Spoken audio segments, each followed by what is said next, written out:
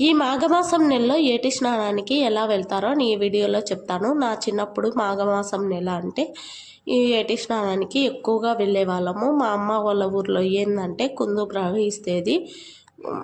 ఇంకా మేము ఏటి స్నానానికి వెళ్ళాలనుకున్నప్పుడు చిన్నపిల్లలం అందరం కలిసి రేపు ఏటి స్నానానికి వెళ్దామా అంటే వెళ్దామని 10 మంది కలిసి ఏటి స్నానానికి వెళ్ళే వాళ్ళము.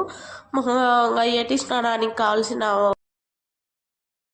పూజా సామాగ్రి, మా బట్టలు అన్నీ మేము ఏటి స్నానానికి వెళ్ళే రోజు రాత్రి సర్దుకునే వాళ్ళము. సర్దుకునే తర్వాత తెల్లారుజామున 3ంటికి కదిలి ఆడికి పోయేసరికి కుందుకు పోయేసరికి 4 అవుతుంది. కుందుకు వెళ్ళిన తర్వాత నదిలో స్నానం చేసి నది మధ్యలో ఇసుకని తెచ్చి గౌరమ్మని చేసి పసుపు కుంకుమ బొట్లు పెట్టి పూలను అలంకరించి గౌరమ్మకి మేము తెచ్చుకున్న రాగాకుల మీద బుడ్డొత్తులు వెలిగించి గౌరమ్మ చుట్టూ కారమ్మడి పెట్టి ఇంకా గౌరమ్మకి దీప ధూప నైవేద్యములు అన్నీ సమర్పించిన తర్వాత మేమందరం గౌరమ్మ చుట్టూ కారమ్మడి నీళ్ళల్లో పుట్టిన గౌరి నీళ్ళల్లో పెరిగిన గౌరి మేమేసిన మెడల కింద చల్లంగా బతుకోయమ్మ అంటూ మేము పాటలు పాడుతూ గౌరమ్మ చుట్టూ కారమ్మడి తిరిగేవాళ్ళం.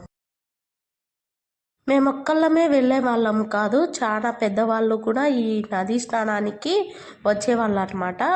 వచ్చి గౌరమ్మని చేసి పూజించుకొని వాళ్ళు కూడా గౌరమ్మ నీళ్ళల్లో ఏడ్చి వచ్చి వెళ్ళేవాళ్ళు అనమాట. అలా మేము చాలా మంది వెళ్ళేవాళ్ళము. గౌరమ్మను పూజించుకోవడము సూర్యుడు రాకముందే పూజించాలన్నమాట. సూర్యుడు వచ్చిన తర్వాత పూజ చేస్తే అది ఫలితం ఉండదు. సూర్యకిరణాలు వస్తాయి అనగా ఇక్కడ గౌరమ్మను పూజించుకొని అన్నీ రెడీ చేసి పెట్టుకోవాలన్నమాట. ఇలా గౌరమ్మను అన్నీ తయారు చేసిన తర్వాత కొద్దిసేపు సూర్యకిరణాలు అన్నీ వచ్చిన తర్వాత సూర్యుడు అంతా వచ్చిన తర్వాత ఇంకా గౌరమ్మను నదిలో ఇడిచిపెట్టి వచ్చిన తర్వాత మనం రాగాకు మీద బుడ్డొత్తులు వెలిగించాం కదా, ఆ దీపాలు ఒక్కొక్కరం ఒక్కొక్కటి తీసుకొని పోయి నదిలో ఇడ్చేవాళ్ళం. చెప్తే తెలియదు కానీ చూచే మటుకు ఆ ఒత్తులు ఇడుస్తుంటే ఆ దీపాలు ఇడుస్తుంటే నదిలో కుందులో ఎంత కాంతివంతంగా ఉంటుందో అంత కాంతివంతంగా ఉంటుంది. చాలా మంది ఇడుస్తారు కదా అలా దీపాలు. ఆ చిమ్మ చీకట్లో ఇలా దీపకాంతులతో ఆ నది అంతా మెరిసిపోతూ ఉంటుంది అన్నమాట. అంత అందంగా ఉంటుంది.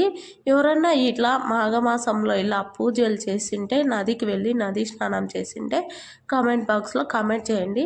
నా వీడియో మీకు నచ్చినట్లయితే లైక్ చేసి సబ్స్క్రైబ్ చేయండి. Thank you for watching.